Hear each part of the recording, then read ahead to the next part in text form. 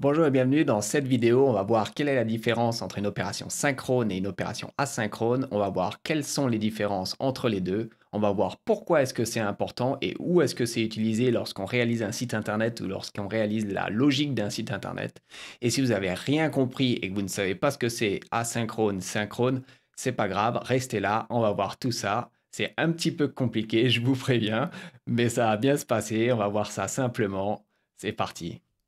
Pour commencer, on va parler des opérations synchrones. Une opération synchrone, c'est quoi? C'est une opération ou une tâche qu'on va réaliser dans notre programme et qui, lorsqu'elle est réalisée, le résultat de cette opération ou de cette tâche nous est retourné immédiatement.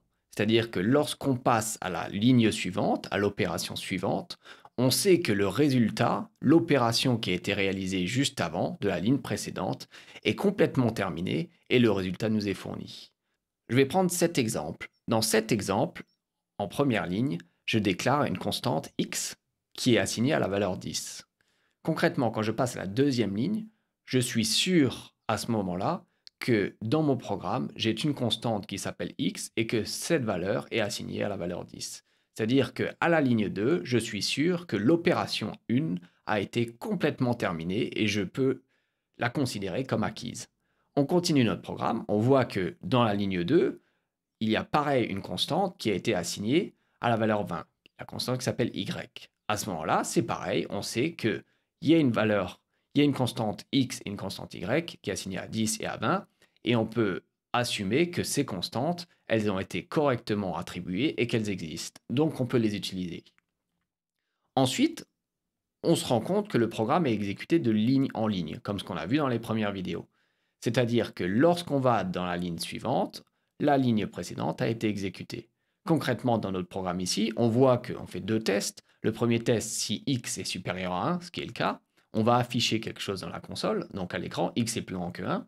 Et ensuite, on va tester si y est plus grand que 1, ce qui est aussi le cas, parce que y est 20. Et on va afficher à la console y est plus grand que 1. Ensuite, tout à la fin, on déclare une troisième constante qui est le total de x plus y et on raffiche encore une fois à la console, le total est avec le total. Ici, quand on exécute le programme, comment est-ce qu'on est sûr que la première chose qui sera affichée à l'écran, c'est ça, ou la deuxième chose qui sera affichée à l'écran, c'est ça? Pour le savoir, et c'est ce qu'on a assumé depuis le début, même si on ne l'a pas dit, on a assumé le fait que les lignes, les opérations sont exécutées les unes après les autres. Contrairement ici, si on exécute le programme, on sait que la première ligne qui sera affichée à l'écran, c'est x est plus grand que 1. Pourquoi? Parce qu'elle est exécutée en premier, et non seulement elle est exécutée en premier, mais elle est finie en premier, parce que avant de passer à la suite, étant donné que c'est des opérations synchrones, donc qui sont exécutées et terminées immédiatement avant de passer à la suite, on a le résultat, c'est-à-dire que c'est affiché à l'écran, et c'est seulement une fois que c'est affiché à l'écran qu'on passe à la suite. Donc là, on est sûr dans ce programme et dans cet exemple que la première ligne qui sera affichée à l'écran, c'est x est plus grand que 1. La deuxième ligne qui sera affichée à l'écran, c'est y est plus grand que 1. Et la dernière ligne qui sera affichée à l'écran, c'est le total est, et ici c'est 10 plus 1, c'est 30. Et ça, c'est une certitude, et on peut exécuter le programme autant de fois qu'on veut. Il y aura toujours cet ordre-là avec les opérations qui sont exécutées les unes après les autres. Alors, c'est parce que ici, le fait d'assigner une constante, le fait de faire des tests comme on a fait avec if, et le fait d'afficher des choses à l'écran, ce sont ce qu'on appelle des opérations synchrones, des fonctions synchrones. Des fonctions asynchrones, c'est un petit peu différent, et on va voir. Une opération asynchrone, c'est quoi? C'est une opération qui est exécutée de ligne en ligne, comme on a vu pour les opérations synchrones. Mais par contre, lorsque la ligne est terminée, lorsque la ligne est exécutée, le résultat de cette opération n'est pas encore connu. Ou du moins, l'opération ne peut pas garantir qu'au moment où on passe à la ligne suivante, le résultat de la ligne précédente existe déjà. Les opérations asynchrones sont assez courantes sur Internet, que ce soit lorsqu'on crée une page Internet ou lorsqu'on crée un logiciel, un petit programme, comme on l'a fait auparavant. Par exemple, lorsqu'on crée un programme qui permet de lire un document, un fichier qui est sur son ordinateur, le temps que le programme, le temps que l'ordinateur va localiser le fichier, va lire sur le disque dur, sur la clé USB l'information, va traiter l'information, les caractères et va les retourner, ça met un certain temps. Ce temps-là, il est variable selon l'état de l'ordinateur, la puissance de l'ordinateur, selon le fait que est-ce qu'il y a d'autres opérations en cours qui prennent la puissance de l'ordinateur. Tous ces paramètres font que on ne peut pas garantir que lorsqu'on passe à l'opération suivante, on a déjà les informations qui sont quel est le contenu du fichier. Alors imaginons si on faisait cette opération de façon synchrone, c'est-à-dire qu'on disait au programme va me lire le fichier, ça met un certain temps, mais pendant ce temps-là, j'attends. Ce serait possible, mais dans ce cas-là, le programme serait bloqué, on ne ferait plus rien, et si ça met par exemple 3 secondes, le programme pendant 3 secondes, il serait bloqué et il ne se passerait rien, on ne pourrait rien faire. Ce qu'on peut faire, c'est que lorsque il se passe des opérations asynchrones qui mettent un certain temps, comme c'est le cas dans la lecture d'un fichier, on peut dire au programme et on peut demander au programme de faire d'autres opérations en parallèle. Et par exemple, de faire des calculs, etc. Et le programme va nous dire, ou on va dire au programme, lorsque la lecture du fichier est prête, par contre, réalise cette opération. En attendant, je continue de faire d'autres opérations. Alors c'est sûr que les autres opérations qu'on veut faire en parallèle, il faut qu'elles n'aient pas besoin du résultat du fichier, sinon on ne pourrait pas les faire en parallèle. Mais c'est un exemple. Un deuxième exemple, et cet exemple, c'est quelque chose qu'on a déjà fait ensemble quand on a réalisé le dé, notamment quand on a réalisé le fait que lorsqu'on clique sur le bouton pour avoir le résultat du dé, il y a une bande son qui est récupérée et qui est jouée. Ce code-là qu'on a écrit ensemble dans la vidéo où on a réalisé le dé, c'est celui-ci. Lorsqu'on cliquait sur le bouton, ce qu'on demandait au programme, c'est d'aller récupérer, et on donnait l'adresse, d'une bande son sur Internet. Pourquoi est-ce que c'est une opération asynchrone? C'est parce que le fait de chercher un document sur Internet, le télécharger, que le logiciel, que le navigateur le comprenne et puisse le rendre à disposition du programme, ça met un certain nombre de temps. Et ce temps-là, il est variable en fonction de la connexion Internet de la personne, en fonction, encore une fois, de la puissance de l'ordinateur. Tous ces paramètres font que ça met un certain temps variable. Et si on exécute le même programme qui est de dire « va me chercher ce son-là et récupère-le et traite-le et donne-le-moi, mets-le-moi à disposition pour que je puisse le jouer », si on exécute 10 fois ce programme, il y aura à chaque fois, ça prendra à chaque fois un temps variable. Peut-être il y a des fois où ce sera plus rapide et peut-être des fois où ce sera plus lent. Comment est-ce qu'on a fait pour gérer ça? C'est là qu'on a parlé des événements. Et on a vu, et j'ai présenté le fait que des événements, c'était quoi? C'était lorsqu'il se passait quelque chose dans le cycle de vie du site internet ou du programme. En l'occurrence ici, c'était de dire can play through, l'événement qu'on voit ici à l'écran. Cet événement, il permettait de dire au programme, lorsque la bande son est prête, dis-le-moi, c'est-à-dire lève cet événement, et lorsque cet événement est exécuté, je lui ai dit audio play, lance la bande son. On a vu qu'on a mis un deuxième événement. Pareil, parce que c'est une opération qui était asynchrone. Le fait de savoir quelle est la durée de la bande son, on n'a pas dit au programme de dire écoute, je sais que la bande son elle fait 7 secondes, donc au bout de 7 secondes, génère le résultat du dé et affiche l'image avec le dé. Non, c'est pas ce qu'on a fait. D'ailleurs, c'est ce qu'on voit à l'écran. Ce qu'on a fait à la place, on a rajouté un événement, et cet événement, c'était ended, c'est-à-dire dis-moi quand est-ce que la bande son est finie, et lui, il sait, en fonction de la longueur variable de la bande son, il va me dire, voici le moment précis où la bande son, elle est terminée. Et moi, j'ai mis dans mon programme, lorsque la bande son est terminée, fais cette opération et faites cette opération. En l'occurrence, c'était quand la bande son est finie, afficher l'image, récupérer l'image et ajouter l'attribut src avec le résultat. Maintenant qu'on a une petite idée du concept de ce que c'est une opération asynchrone, on va voir comment utiliser JavaScript pour réaliser des opérations asynchrones. On va réaliser un programme qui est relativement basique. Il va demander à l'utilisateur de saisir son prénom. L'utilisateur va saisir son prénom et on va simplement afficher le prénom de la personne et avec le nom qui a été saisi.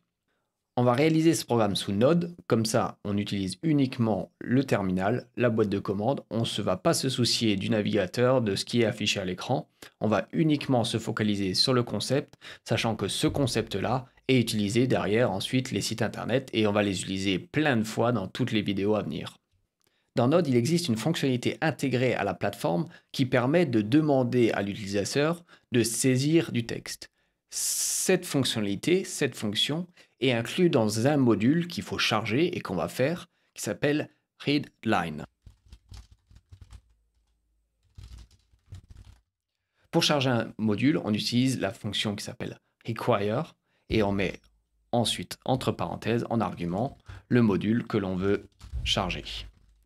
Une fois qu'on a chargé ce module, on veut l'initialiser. Je ne vais pas rentrer dans les détails parce que ce n'est pas le sujet de la vidéo, mais je vais l'initialiser en lui disant que je veux créer une constante qui va me dire, qui crée une interface entre l'entrée et la sortie. Et on va lui dire que l'entrée, c'est le clavier et la sortie, c'est l'écran. Encore une fois, je ne veux pas rentrer dans le détail. On va voir ça dans une autre vidéo. Là, ce qui est important, c'est ce qui va venir, c'est de savoir les opérations asynchrones. Une fois que j'ai initialisé ça, on va faire une fonction qui s'appelle démarrer programme. On va réaliser. Et une fois qu'on l'a déclaré, ce qu'on va faire, c'est qu'on va l'exécuter. Alors, je vais utiliser une notation particulière. On l'a vu dans les premières vidéos pour déclarer des fonctions. Je ne vais pas utiliser celle-ci qui permet de déclarer une fonction en utilisant le mot-clé fonction. Je vais utiliser la version raccourcie qui est simplement de mettre les arguments entre parenthèses et de mettre égal flèche avec le résultat derrière parce que c'est plus court et parce que pour vous habituer aussi à voir ça parce que c'est quelque chose qu'on utilise régulièrement. Donc, je vais utiliser ça. Donc, pour résumer, j'ai une fonction qui est vide pour le moment, qui est démarrer programme. Et cette fonction, je l'appelle et je lui dis démarre le programme. Dans cette fonction, donc dans notre programme, on va utiliser la fonction, le module qu'on a initialisé précédemment, et on va utiliser la fonction qui existe déjà, qui est question. Comment ça fonctionne, cette fonction? Ça pose une question, et là, ce sera quel est ton prénom? Et une fois que l'utilisateur aura saisi quelque chose, il va nous le retourner. Donc, c'est là qu'on va voir une différence entre une opération synchrone et asynchrone. Si c'était une opération synchrone, ce qu'on ferait, c'est qu'on déclarerait une constante et on lui dirait « donne-moi la réponse » et la réponse, elle est égale à ce que la personne a saisi. Et on afficherait ensuite la fonction, la réponse à l'écran. Ce programme ne fonctionne pas parce que la fonction question n'est pas une fonction synchrone, c'est-à-dire que le résultat n'est pas directement retourné lorsqu'on passe à la ligne suivante. Ici, lorsque j'ai réponse, lorsque j'ai cette constante, elle ne contient pas la réponse, elle contient autre chose. Et cette réponse, elle est fournie de façon asynchrone, c'est-à-dire que elle est fournie une fois que le traitement a été fait, concrètement une fois que l'utilisateur aura pris le temps de saisir avec son clavier, où il aura peut-être attendu 2 secondes avant de commencer à saisir quelque chose au clavier, et aura cliqué sur Entrée une fois qu'il aura été satisfait avec sa réponse. Donc on va changer ça, parce que c'est pas juste, et ça marche pas de toute façon. À la place qu'on va faire, c'est qu'on va dire à la fonction, demande à l'utilisateur cette question-là, et uniquement une fois que l'utilisateur aura saisi la réponse et aura tapé sur Entrée, exécute ce programme-là. Et ce programme-là, on va le mettre à la suite de la fonction et on va lui dire que le programme qui doit être utilisé à la suite, une fois que la réponse est prête, c'est celle-ci. Cette fonction qu'on met à la suite quand on appelle la fonction asynchrone, on appelle ça un callback. Un callback, c'est quelque chose qu'on fournit à la fonction asynchrone et qui est exécuté lorsque le résultat de la fonction asynchrone est prêt. Ici, le résultat, c'est la réponse, c'est-à-dire le texte qui a été saisi par l'utilisateur. Et cette réponse, elle nous est fournie. Maintenant, cette réponse, on peut l'afficher. Et on va le faire. Et on va lui dire d'afficher dans la console la réponse. Et on va dire ton prénom est... Et on va l'afficher. À la fin, je vais rajouter une fonction qui est obligatoire, qui est de fermer, mais je ne vais pas en parler. On va juste essayer. Donc ici, je lance mon programme. Le programme me demande quelque chose à l'écran. Ici, quel est ton prénom? Je vais mettre mon prénom et je mets entrée. Et il me donne ici, on le voit à l'écran, ton prénom est Morgane. Ce qu'il faut bien voir, c'est que je vais relancer le programme une deuxième fois, c'est que lorsque la question est posée à l'utilisateur, le programme est arrêté. Plus ou moins, parce qu'on voit qu'il ne se passe plus rien. En vérité, le programme, il n'est pas arrêté. Le programme a continué d'exécuter les autres lignes parce que il y a potentiellement d'autres opérations à exécuter lorsque le programme est plus ou moins suspendu sur la réponse de l'utilisateur. Et pour illustrer ça, on va afficher quelque chose à l'écran juste après d'avoir posé la question. Et on va dire console log et on va dire test. On va réexécuter le programme. Et on voit ici, on me demande quel est mon prénom, mais ensuite, le test a été affiché tout de suite. Pourquoi?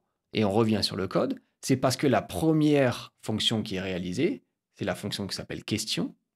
Le résultat de la fonction, il n'est pas encore prêt parce que je ne l'ai pas encore saisi. Donc, il va à la suite, il exécute la ligne 14 ici, et il continue jusqu'à arriver à la fin du programme. Et c'est seulement une fois que moi j'aurai saisi ce qui m'est demandé et j'aurai appuyé sur Entrée que le fameux callback, donc la fonction qu'on lui a passée à exécuter une fois que le résultat a été fourni, est réalisé et est traité. C'est-à-dire que si maintenant je tape, on voit que le résultat est traité. C'est-à-dire que l'ordre des choses n'est pas vraiment linéaire dans le sens où on ne va pas attendre la réponse pour exécuter la fonction test et pour afficher test à l'écran. On pourrait, mais ce serait différent, il faut le réaliser différemment et on va voir ça ensuite. On va continuer cet exemple et ajouter un certain nombre d'éléments. Ce qu'on va faire maintenant, c'est qu'une fois que la personne aura saisi son prénom, on va lui demander de saisir son nom. Une fois que le nom aura été saisi, on va lui demander de saisir son âge. Donc ce qu'on va faire, c'est qu'on va faire la même chose que ce qu'on a déjà fait, mais au lieu de demander le prénom, on va demander le nom. On ne peut pas le mettre juste à la suite. Pourquoi? Parce que si jamais on demandait à la suite, ici, et on demanderait quel est ton nom et ton nom est, dans ce cas-là, on demanderait deux choses à la personne en même moment, c'est-à-dire que celle-ci serait exécutée, celle-ci serait exécutée, alors que le résultat du premier serait même pas encore su. Concrètement, si on lance le programme maintenant, voici ce qui se passe.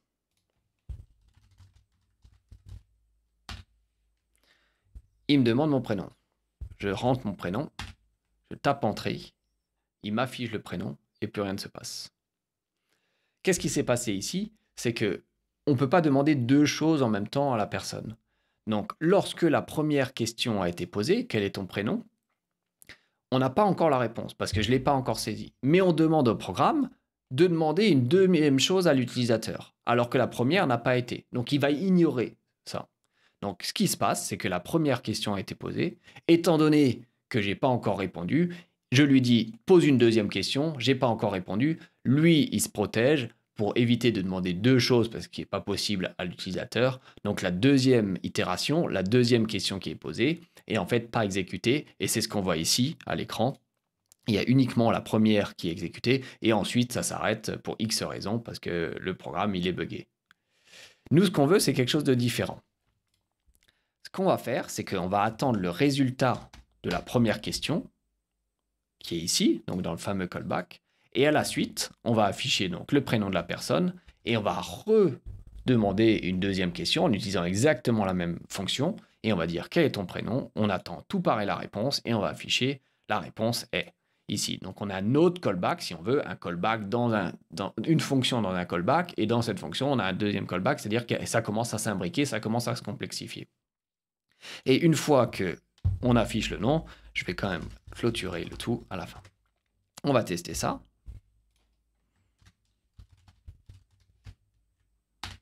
Il me demande mon prénom, il me demande mon nom, il me l'affiche, il me demande mon nom à cette fois-ci, et j'affiche mon nom. Donc, pour le moment, ça fonctionne bien et le programme s'arrête. Ce qu'on va faire maintenant, c'est qu'on va continuer et on va demander aussi l'âge. Donc, tout pareil, on va prendre la même chose, la même fonction. On va attendre que le prénom a été lancé, c'est-à-dire dans cette fonction. Ensuite, on va attendre que le nom a été fourni, c'est-à-dire dans le deuxième callback, c'est-à-dire ici. Et ensuite, une fois que le nom a été fourni, on va demander l'âge. Et on va dire ton âge est, et on va clôturer. Donc là, on a trois fonctions imbriquées les unes après les autres. On va tester. Prénom, nom et âge. Ça fonctionne. Ce qui se passe ici et qui est un peu gênant, c'est pas que le programme ne fonctionne pas. C'est qu'on a un peu un spaghetti avec plein de fonctions qui sont imbriquées et c'est relativement illisible. Si vous comprenez rien ou c'est que vous avez du mal à vous en sortir, c'est normal. Même moi, à mes yeux, c'est difficilement compréhensible de voir qu'est-ce qui est appelé dans quel endroit et si on devait le relire, c'est relativement compliqué. D'autant plus qu'ici, on a demandé 3 questions. Imaginons si on avait demandé 10 questions à la suite, bah, on ne s'en sortirait pas. On aurait 10 fonctions imbriquées les unes dans les autres et on s'en sortirait plus. On pourrait changer la façon dont c'est écrit pour que ce soit un petit peu plus lisible et on va le faire. Concrètement, si je reviens à l'exemple initial qui est de dire quel est ton prénom et d'afficher le prénom à l'écran, je lance mon opération asynchrone, je mets ma question dans le premier paramètre et dans le deuxième paramètre de ma fonction, je mets le fameux callback. Ce callback, c'est donc une fonction et ce programme est exécuté lorsque l'utilisateur a saisi son prénom à l'écran. Cette fonction, je pourrais ne pas la déclarer directement à la suite ici, mais je pourrais créer une constante, une fonction à part et donner le nom de cette fonction dans la fonction question. C'est ce qu'on va faire. Donc ici, ce qu'on va faire, c'est qu'on va dire lire le prénom et on va copier-coller la réponse. Ici, je ne vais pas l'appeler réponse, mais je vais l'appeler prénom. Donc j'ai créé une fonction à part, je l'ai assignée à une constante et cette constante, je vais maintenant la renseigner ici. Donc au lieu concrètement de mettre la fonction à la suite, je l'ai sortie, j'ai créé une constante à part et je l'ai renseignée. Ça marche tout pareil que ce qu'on a fait et on peut le voir. Quel est ton prénom? Je vais mettre que M et ça fonctionne. Maintenant, si on voulait imbriquer plusieurs questions à la suite ou poser plusieurs questions à la suite, comment ça fonctionnerait? Ici, ce qu'on ferait, c'est qu'on demanderait quel est ton nom cette fois-ci. Donc on pourrait très bien dire, une fois que le prénom est prêt, on pose une deuxième question, quel est ton nom? Et on va créer une deuxième fonction qui s'appelle lire le nom. Cette fonction, on va la déclarer aussi. Et on va dire que c'est comme la précédente. On va juste remplacer le nom par le nom, prénom par le nom. Voilà. Donc ce qu'on fait ici, c'est que, alors ça se lit du bas vers le haut. C'est là que ça commence à devenir aussi un petit peu compliqué. C'est que on commence par poser la question quel est ton prénom. On lui dit une fois que le prénom a été saisi, exécute cette fonction. Cette fonction, on l'a préparée avant, elle est ici. Et cette fonction, elle accepte en paramètre ce qui a été saisi par la personne. On affiche le prénom de la personne. Ensuite, on lui dit pose une deuxième question. Et une fois que la deuxième question, et en l'occurrence le nom, est prêt, exécute cette fonction. Ici, c'est lire nom. Et on l'a déclaré aussi avant pour la préparer. Et on a dit, une fois que le nom est prêt, affiche le nom. Et à la fin, ferme tout. On va tester ça. Quel est ton prénom? Quel est le nom? Et puis ça fonctionne, on voit le prénom et le nom. Donc ici, on pourrait mettre même l'âge à la suite, et on va le faire d'ailleurs. Comme ça, on voit bien la différence entre les deux. On va dire, on va poser une troisième question, quel est ton âge? Et on va dire lire âge. Et à la fin, on va faire une troisième fonction, qui est la fonction lire âge qu'on vient d'utiliser. Donc on va la déclarer avant. Et on va dire ton âge est avec l'âge au bout. Et on clôt à la fin. Donc là, j'ai juste rajouté un étage comme ce qu'on a fait avec le nom. On va tester. Le prénom, le nom et l'âge. Et ça fonctionne. Donc là, c'est une autre façon de faire. Comme avant, on avait fait les callbacks imbriqués avec d'autres fonctions imbriquées, avec d'autres fonctions imbriquées. Ici, on a sorti les fonctions, ce qui est strictement identique dans l'exécution et dans la façon de réaliser le programme. C'est juste qu'on a réalisé des fonctions séparées qu'on a assignées à des constantes pour que ce soit un petit peu plus lisible. L'inconvénient de cette méthode, c'est qu'on est obligé de lire les choses de bas vers le haut. En l'occurrence, ici, la première opération qui est exécutée, c'est la dernière ligne de mon programme, c'est-à-dire celle-ci. Ensuite, on est obligé de regarder et de monter de bas vers le haut, ce qui n'est pas vraiment logique et ce qui est difficile à comprendre en soi, et de dire on va ensuite exécuter cette fonction et cette fonction. Et en l'occurrence, ici, rien ne m'empêche de mettre les fonctions dans un ordre différent et de mettre par exemple lire nom avant lire âge, et ça fonctionnerait tout pareil. Le prénom, le nom et l'âge. Voilà. Donc, relire un programme comme ça quand on a des opérations asynchrones et on commence à avoir ces fameux callbacks de dire qu'est-ce qui est réalisé à quel moment et ensuite on réalise cette opération quand cette opération est finie, etc. Ça devient vite, encore une fois, compliqué. Si vous ne comprenez pas toujours tout maintenant et que vous en sortez pas, c'est normal, c'est compliqué pour tout le monde et c'est pour ça qu'on a une autre méthode qu'on va voir maintenant. J'ai repris l'exemple initial où on demandait uniquement le prénom. Maintenant, ce qu'on va faire, c'est qu'on va utiliser ce qu'on appelle une promise. Une promise, c'est un concept en JavaScript qui permet de gérer les événements asynchrones de façon un petit peu plus sympathique et de façon plus facile pour ne pas utiliser tous les callbacks qu'on vient de voir jusque maintenant. Comment ça fonctionne? C'est que la fonction, l'opération asynchrone qu'on veut réaliser, ici la question, on va la prendre et on va créer une fonction qui s'appelle demander prénom. Cette fonction, qu'est-ce qu'elle fait? Elle retourne ce qu'on appelle une promise, fameuse promise. Et en premier paramètre de cette promise, on nous donne une fonction qu'on appelle traditionnellement resolve. Cette fonction resolve, c'est l'opération qui doit être exécutée lorsque l'opération asynchrone est finie. Donc ce qu'on va faire, c'est que dans cette promise, on va mettre une fonction et on va mettre l'opération asynchrone qu'on veut réaliser. Et lorsque l'opération asynchrone est réalisée, on va lui dire, non pas on va lui préciser exactement la fonction qu'il faut réaliser, par contre on va utiliser à la place le mot-clé qui nous donne, c'est-à-dire resolve, et on va lui dire, quand cette opération asynchrone est finie, lance la fonction qui s'appelle resolve. Cette fonction resolve, c'est la fonction que le programme va exécuter une fois que l'opération asynchrone sera réalisée et une fois que la réponse sera prête. Ce qui est bien une fois qu'on génère une promise, c'est qu'on peut l'utiliser de façon un peu plus simple. C'est-à-dire que lorsque je veux lancer maintenant cette opération asynchrone, qui est ma question, je vais pouvoir lui dire lancer mon programme, c'est-à-dire demander le prénom. Et lorsque j'exécute cette fonction, j'ai une promise qui est retournée. Et cette promise, je peux ensuite mettre point et mettre then, c'est-à-dire ensuite, et lui dire exécute ceci une fois que la promise est réalisée, c'est-à-dire une fois que l'opération asynchrone que j'ai intégrée dans la promise est terminée. Ici, je vais mettre then, j'aurai ma réponse, donc le prénom, et je peux lui dire, et je vais faire une fonction lire prénom, et mettre le prénom.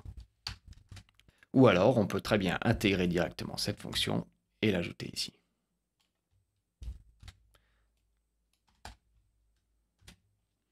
Donc, ce qui se passe, c'est que on réalise ici, on exécute la promise, cette fameuse fonction intégrée dans JavaScript et dans Node. Une fois que cette opération asynchrone elle est réalisée, on peut utiliser le mot-clé then et il me retourne la valeur et du coup, on peut lire sans utiliser de callback le résultat de la fonction de suite après then. Maintenant, l'avantage de ce mot-clé, c'est que si on veut imbriquer une deuxième question, et on va le faire comme on a vu avec on va demander le nom, c'est beaucoup plus simple. C'est-à-dire qu'on peut continuer d'imbriquer et de demander le prénom. Donc, je pourrais très bien faire une deuxième fonction qui est de dire demander prénom, demander nom, en utilisant exactement la même chose. Je vais juste renommer les deux termes. Et ici, je vais lui dire, maintenant, je te retourne une deuxième promise. Et étant donné que je retourne de nouveau une promise, ce que je peux faire, c'est que je peux enchaîner encore une fois, comme ce que je viens de faire, un deuxième then. Et cette fois-ci, j'aurai le nom. Et afficher le nom.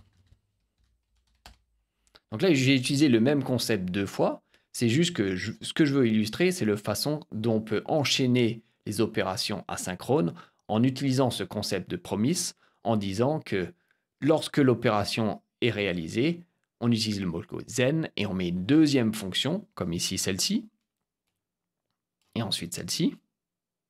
Et ces fonctions-là sont exécutées les unes après les autres une fois que la promise est exécutée, c'est-à-dire une fois que la fonction qui est inclue dans la promise est exécutée, en l'occurrence ici, notre question asynchrone. On va tester. Corriger.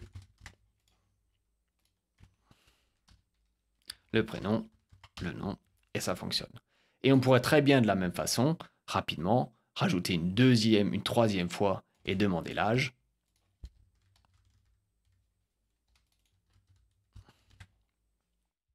Et ajouter un troisième bloc zen, avec une troisième promesse. On va retourner cette fois-ci demander l'âge.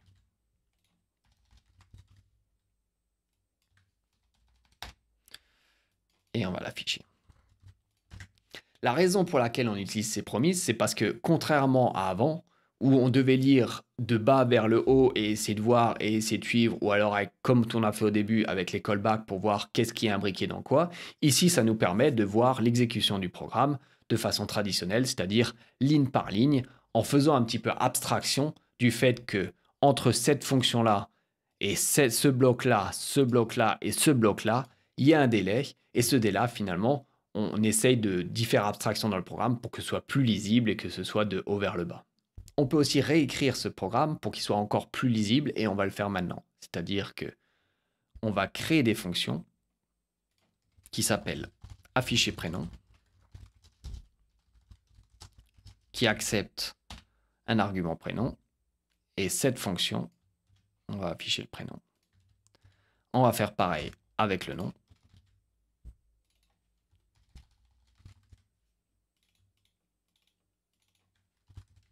Et on va faire pareil avec l'âge.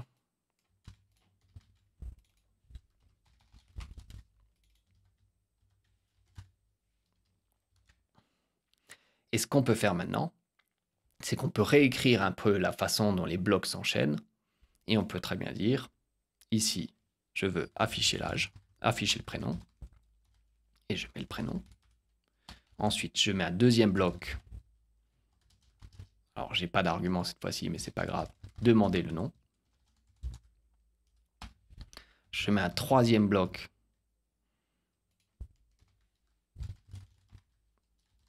Afficher le prénom, afficher le nom cette fois-ci. Et j'enlève ça. Et on reprend demander l'âge.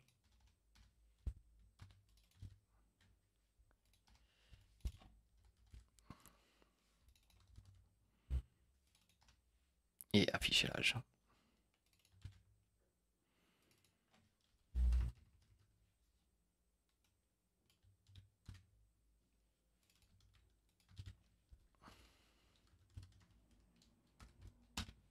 Et à la fin, on peut mettre un dernier bloc qui est simplement le fait de clôturer le tout. Donc ici, j'ai réécrit, comme on l'a fait au début, où j'ai créé des fonctions pour chacune des opérations pour que ce soit plus lisible. Ici, j'ai fait pareil, j'ai créé des fonctions pour chacune des opérations, c'est-à-dire que pour demander le prénom, pour afficher le prénom, demander le nom, afficher le nom, demander l'âge, afficher l'âge, etc. Et ici, on voit que c'est beaucoup plus lisible lorsqu'on crée des fonctions particulières et qu'on utilise des promises et qu'on utilise le mot-clé zen. On peut voir qu'on peut, comme de façon synchrone quelque part, lire les opérations les unes après les autres à l'écran. Et on peut utiliser les blocs qui sont exécutés de façon asynchrone les uns avec les autres pour plus de lecture et éviter de lire, comme on a vu avant, de lire de bas vers le haut.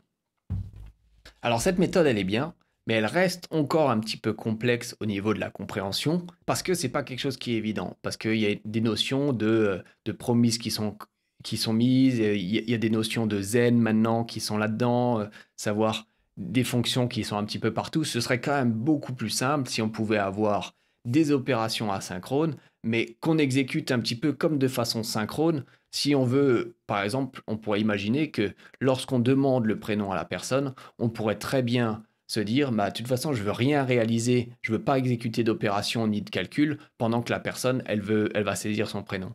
Et il existe quelque chose qui est pas sorti il y a longtemps, il me semble que c'est sorti il y a 1 an ou 2, où c'est popularisé, où ça a été mis maintenant dans les navigateurs et ça a été mis dans Node, il me semble que c'est l'année dernière. Et on va voir ce concept-là, ça utilise les mots-clés await et async, et ça permet d'écrire des opérations asynchrones et comme des opérations synchrones si on veut, on va voir ça. Je vais repartir de l'exemple qu'on vient de finir, mais je vais uniquement demander le prénom pour simplifier. Et ce qu'on va faire, c'est qu'on va simplifier tout ça. Et on a uniquement demandé le prénom, ça retourne une promesse, et ça affiche le prénom derrière. Donc concrètement, on a notre promesse qui est retournée parce qu'on l'a retournée ici dans notre fonction. Ensuite, on utilise le mot zen qui veut dire une fois que le résultat de la fonction est disponible, on exécute cette fonction-là. On peut tourner cette fonction asynchrone pour l'exécuter de façon synchrone, comme je viens de le dire. Pour faire ça, la fonction dans laquelle on veut tourner des opérations asynchrones en synchrone, il faut qu'on l'englobe du mot-clé async, comme asynchrone. Donc je vais le rajouter ici. En rajoutant ce mot-clé à la déclaration de la fonction, ce qu'on peut faire maintenant, c'est utiliser le mot-clé await au sein de cette fonction, c'est-à-dire tourner des opérations asynchrones en opérations synchrones. Et c'est ce qu'on va faire ici. Et ça permet de déclarer le résultat de la fonction asynchrone comme si c'était une fonction synchrone et de dire je déclare une constante qui est mon prénom et de dire que le résultat est directement retourné, mais on a vu que ça ne fonctionnait pas parce que ça mettait un certain temps, mais on peut dire au programme attends le résultat avant de passer à la suite, c'est-à-dire exécute ce programme, attends que le résultat est prêt et retourne-le moi et assigne-le à la constante comme ce qu'on ferait de façon traditionnelle en mettant const x égale 1 ou y égale 2 comme on l'a vu dans l'exemple tout au début. Et ici, quand on passe à la ligne 20, donc juste après ça, étant donné qu'on a mis le mot-clé await, on lui a dit attends que le résultat soit prêt et mets-le-moi dans cette constante. Et on est assuré en utilisant ce mot-clé que lorsqu'on exécute le programme juste après, la ligne juste en dessous, la réponse est déjà prête. Donc ici, ce que je peux faire, c'est que je peux afficher le prénom directement, comme on aurait l'habitude de le voir et comme on le ferait limite de façon innée, de dire le prénom, c'est finalement demander le prénom, je reçois le prénom et je l'affiche directement derrière. Maintenant, si on voulait ajouter d'autres questions, comme ce qu'on a fait avant, et on veut ajouter le nom, on pourrait simplement le copier, le mettre à la suite et demander le nom. Je vais l'adapter rapidement comme on a fait avant.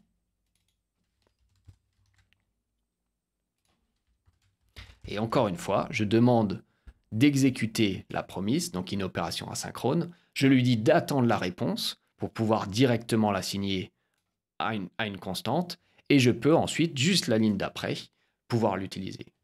On essaye.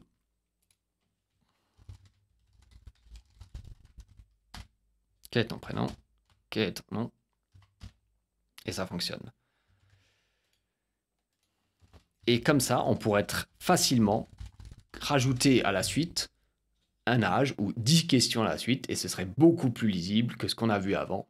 Alors concrètement, vous pouvez maintenant vous poser la question, si c'est si simple maintenant, pourquoi est-ce que j'ai pas montré tout de suite la façon dont c'est si simple et alors que je vous ai bassiné pendant je sais pas combien de temps, probablement pendant 20 minutes, avec les fameux callbacks, avec le fait de mettre des promises, avec le mot-clé zen, alors qu'on pourrait simplement expliquer la façon que c'est wait et sync et qu'on n'ait pas besoin de voir tout l'historique qui s'est passé. C'est plus compliqué que ça, dans le sens où la majorité des programmes qu'on voit et qui existent sur Internet utilisent encore les anciennes technologies, c'est-à-dire la technologie et la façon de faire avec les callbacks et la façon de faire avec les promises, avec le mot-clé zen. C'est uniquement les nouveaux programmes, parce que quand il y a une nouvelle fonctionnalité qui sort, comme par exemple la fonctionnalité async await qui est sortie il y a seulement quelques mois, on ne va pas instantanément réécrire tous les programmes, surtout lorsque les programmes marchent déjà.